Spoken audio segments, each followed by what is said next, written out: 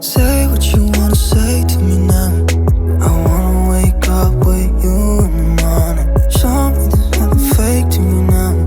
What up, y'all? So this is Deep Conversations episode 6, and I'm gonna just jump right into it. I had to write down so much notes because this is so detailed. So this video is about hygiene, the things no one tells you, speaking on all aspects.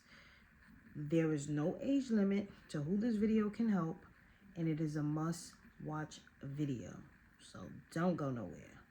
Listen to what I gotta say. Okay. Anyway, so let's just start by saying hygiene is not as basic as needing soap and water and deodorant, etc. When I say that, I'm talking about the fact of the matter that everybody's body is different, which means that certain products is going to work for me and it ain't going to work for you.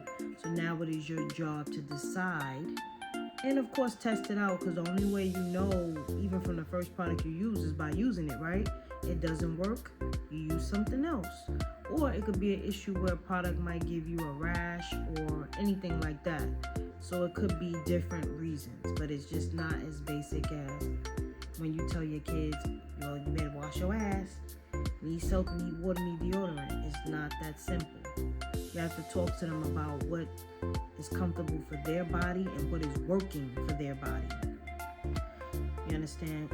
Next, I said, I feel like hygiene is connected to your spiritual, your mental, and your physical. Your spiritual, because everything we do in life, it takes energy. You get what I'm saying? And certain things we do make us feel better. That's why people implement self-care so highly, and a part of some people's self-care is reading the Bible or going to church. So it goes that deep. And then you have it's a mental aspect as well, because anything we do is in our mental, it's in our schedule. We write it down, we look at it. So it's a mental aspect. And it's physical, because it takes physical strength to get up and do things. So I feel like it touches on all those factors. Next, the next thing I'm going to say is it is okay to relearn your body. When I say that, I'm meaning like, okay, say I think Teen Spirit, is that the name of that deodorant? Okay, I think that's the name. I can't remember. Lady Speed Stick, whatever it's called. Say if I was using that when I was 10. Now I'm 35 and it's not working for me. It's fine. You get what I'm saying? It's fine, because that's not working for me no more. You get what I'm saying? Or even if I wanted to switch it up, it's fine. That's not working for me no more.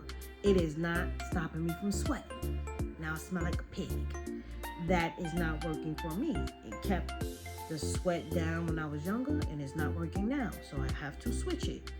It is okay. Same goes for feminine soaps, and etc. It's okay. Create healthy hygiene habits.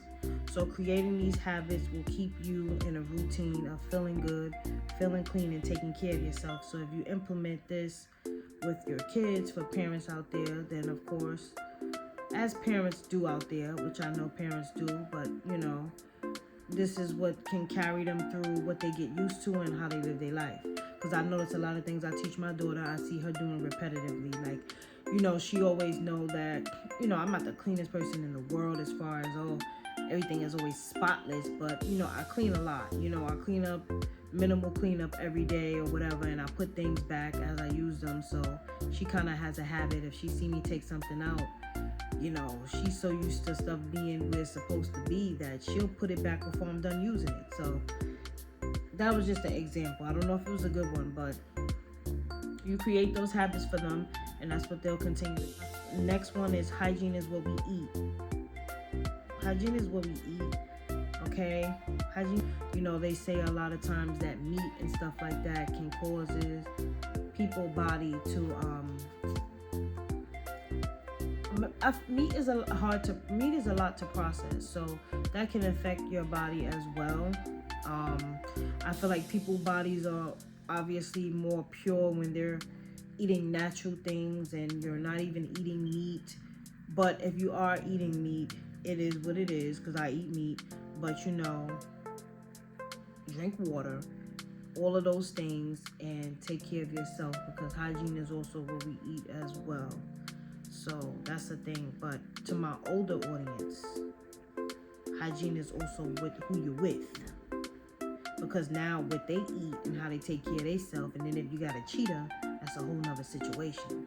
So if you're wondering why you off and shit, the nigga you at, the nigga you at. You know what I'm saying? So hygiene is also who is in your bed. Somebody is sleeping in my bed.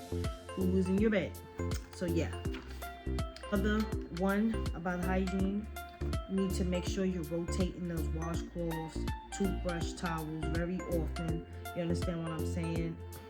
And you have separate ones for your face, your body, your private area, everything like that. This is all gonna help with it. Like with my washcloths, I change out me and my daughters maybe a few times a week. And then the toothbrushes maybe, I don't know, once every month or two or whatever, because it's a toothbrush. It's not that, you know, as the washcloths. Then the towel a couple times a week, switch them out. Washcloths, switch them out. Make sure you have a separate one for face, separate one for body, separate one for privates. These are key. Another one. These are key. Okay. I feel like another thing, you need to talk to your kids about what to pack in their bag. Kids, adults, whoever. Having a bag that you carry. Now I know men, I realize men they don't have purses, obviously, so well, they do, but well, for the guys that don't wear purses, gym bags or whatever you're carrying, you can put it in there, whatever you need. You can teach your son, a father can teach his son, well, son, you can carry deodorant with you. You know, women like for men that smell good and you want to smell good for yourself, so carry cologne, you know, maybe mouthwash, stuff like that. For girls, you know, it's much more broader because we get menstruation, so you would tell your daughter, like, you know, always have an extra pad in your bag because sometimes your period may be irregular unexpectedly. Pad, panties, soap, mouthwash, wipes, feminine wipes, toothbrush, I know I'm forgetting something, hand sanitizer, all of those things. So it's good you can talk to your kids about what to always have in their bag, so you can stay ready, so you ain't gotta get ready. Exactly. Okay, next. Another thing I notice about in schools, teach your kids not to tease other kids when their hygiene is off. Maybe your kid can be the one to be the different out of the bunch and help somebody. You get what I'm saying? Or, you know, but just don't embarrass them and, you know, don't laugh at them because you don't know if they're having problems at home. Teach your kid people have problems at home. People lack necessities at home. People lack care at home, unfortunately. And maybe that person, if you are concerned, if your kid is a very sweet kid, they can speak to a counselor, a guidance counselor, something about that other kid privately, and maybe that person that works in the school can help that kid. But don't laugh, don't do that. I used to do that, but not in people's face. But hey, I grew up. I'm sorry. You understand? I would do that on the side. I ain't do it in nobody's face. But of course, I know better now. But don't do that. Don't laugh in other kids' face. You don't know what's going on at home. Another thing, there's a difference between circumstances affecting you, your hygiene, then you flat out don't care about yourself at all.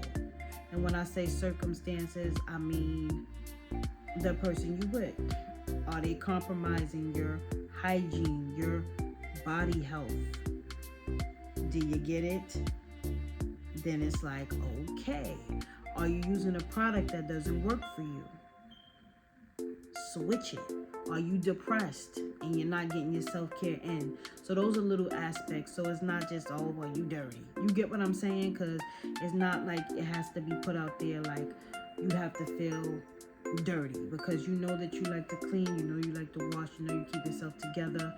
And those three things I mentioned could be the issues why it's not together. You get what I'm saying? So circumstances doesn't mean you don't care about yourself at all. Next, I feel like you shouldn't just tell your kids to do something as far as hygiene wise and taking care of themselves. Sometimes you need to explain the why so they can know. You tell your child to take a shower. You notice they don't want to, whatever. But anyway, you talk about taking a shower or brushing your teeth. Explain to them why. Not only that it helps them be clean and take care of themselves, tell them the consequences. Well, you know, for example, well, mommy didn't, you know, take care of the teeth the way she should have, and now I have a cavity, and now I have to get a root canal. You get what I'm saying? And root canals aren't fun. You get what I mean? So they can't never say you ain't tell them. Tell them the why, and tell them what will happen if they don't. Well, if you don't wash up, not only will you not be healthy, but people will make fun of you. Do you want people to make fun of you? You know what I mean? You want to be clean. You want to present yourself well. Tell them the why, because if they never have an idea of the why, they just think that you're nagging, because they don't get that. Especially if they're too young, they don't get the why. So tell them the why, because they're just not gonna probably, if they're very, very young, just come up with that on their own. You have to tell them. Okay. Anyway. Depression can cause your hygiene to be off. I just want to normalize the fact that not everybody, you know, a lot of people do self-care even more when they're depressed, or they do it even more and they're just like, what helps them feel better. That's beautiful, but let me normalize the fact that that's not everybody's situation. Depression very much will have you feeling like you can't get up.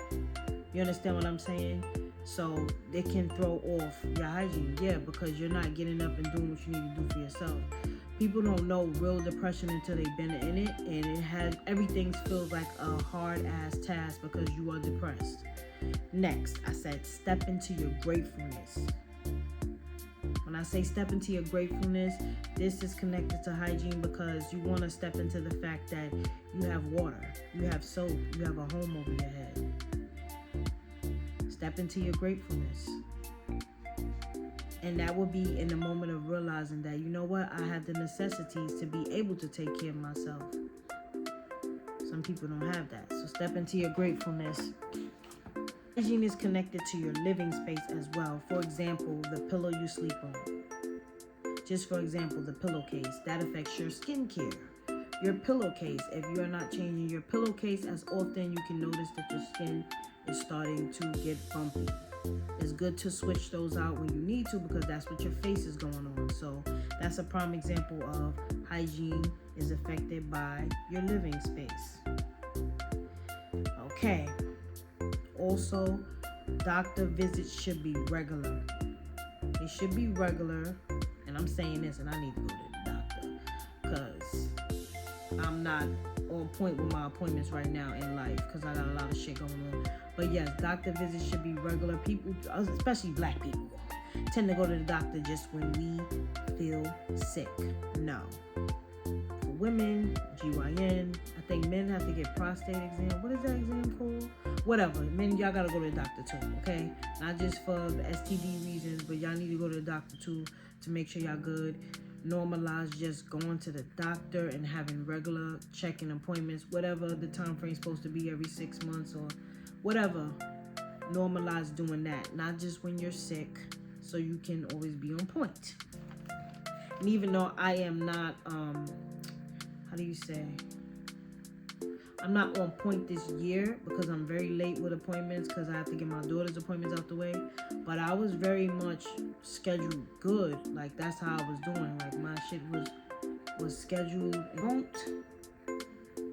fix what's wrong, what you're feeling in your body, or how you doing with your self-care.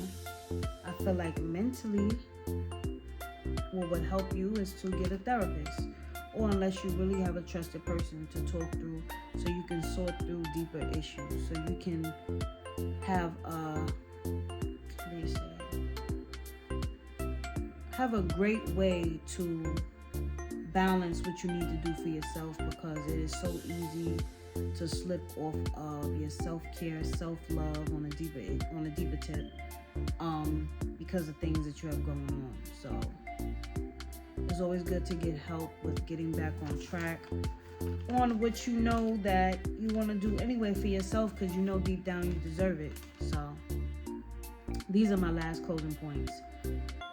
Everything works in unison. Everything is as a whole when it comes to self-care, mental health, your environment, your relationship or / partner. Everything is going to affect your energy, and your body, most importantly. It can affect you physically, and it can affect you on the inside. It can affect you on the outside. It can affect you. All of these things work in unison. So when your self-care is good, your mental health is good, your environment is good, you have a trusted partner that you are interacting with, especially in a sexual way, then your body is much better. Next thing I said, let water be your base starting foundation. If you want to start now with feeling better on the inside, why not just start with one criteria? Why not just start with one thing at a time? And that should be, let me get more water in my system for a healthier body. I think that's a great starting point, is drinking more water. I personally, at this age, I drink way more water than what I used to. And I'm so happy about that. Like, I go through bottles of the water, like just bottles of water, because it's what's good for you. Next, I said, feel good, because you are beautiful and you are handsome, whoever's watching this. And most of all, lastly, it doesn't matter how old you are. Stay humble on all accords by the grace of God, and you will be fine. So I hope these tips help somebody, and these tips on what to basically, how to explain hygiene to your kids and how you should implement it to them, and just tips for adults as well. And I feel like I put it in a very thorough way to really explain it very, very good and very clear. You understand what I'm saying? Like, I really like the way I put this, so I said, let me share it. No, I am not a doctor.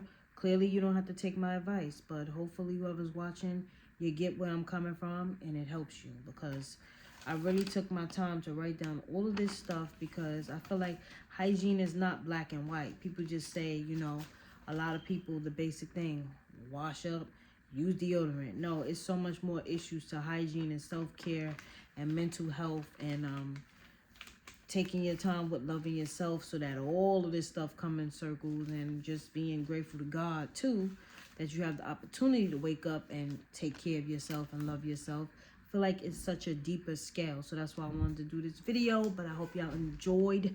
You know what to do. Like, comment, subscribe, tap that bell so you know when I post again. That was Deep Conversations episode, I think 6, but I'll be back with another video. Bye, Stephen.